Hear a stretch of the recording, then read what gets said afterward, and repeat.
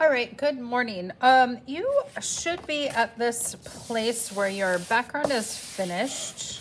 And yesterday, probably at the end of class, you transferred your image. So we're going to talk about beginning to paint your photo over the top, or beginning to paint your portrait over the top of this background. One thing that we have talked about kind of again and again throughout the planning portion of this process is that you needed a color plan, okay? A color plan and at least one texture technique. So you can see that I have used wet into wet color mixing because I have used more than one color back here. My color plan is complementary colors, blue and orange. So I've used some blues. I've added in some of the orange for some visual texture. I have used salt, I've used some splatter, and so I have at least 3 techniques back here in my background, and it does meet the requirements for multiple texture techniques and a color scheme, okay? You can see that I've started a very early beginning, starting to paint my portrait on top of that background. I'm continuing to use that color scheme. So my color scheme again was complementary colors, blue and orange. And you can see that I'm continuing to utilize that color scheme as I start to paint my portrait.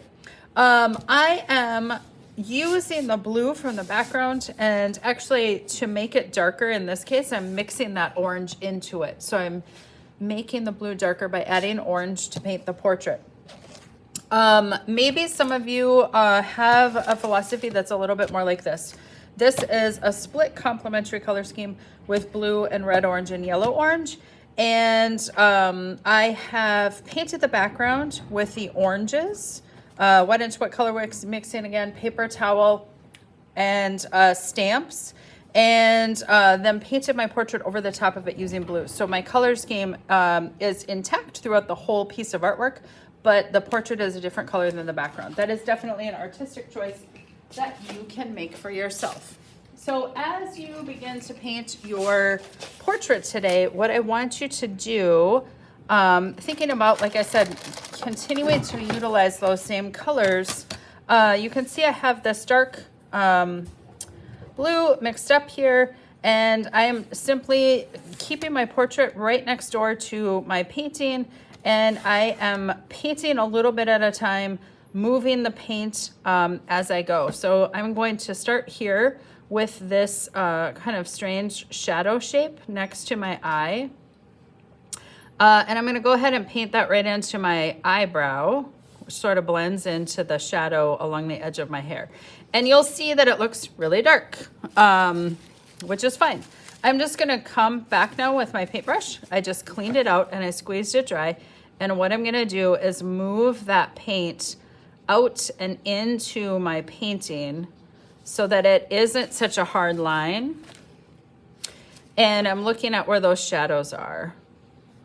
So I'm kind of looking at where those shadow shapes are, and I'm just working this right over the top of what I've already started here from yesterday in class. So you can see I'm gonna pull this shadow shape. And then I'm just going to, like, this is the process now until we finish these. We're going to keep working on building the portrait right over the top of the background, knowing that these are going to look funky, like mine looks super funky right now, and that's kind of a normal part of the process, that they will kind of go back and forth with looking sort of okay and looking a little bit not okay.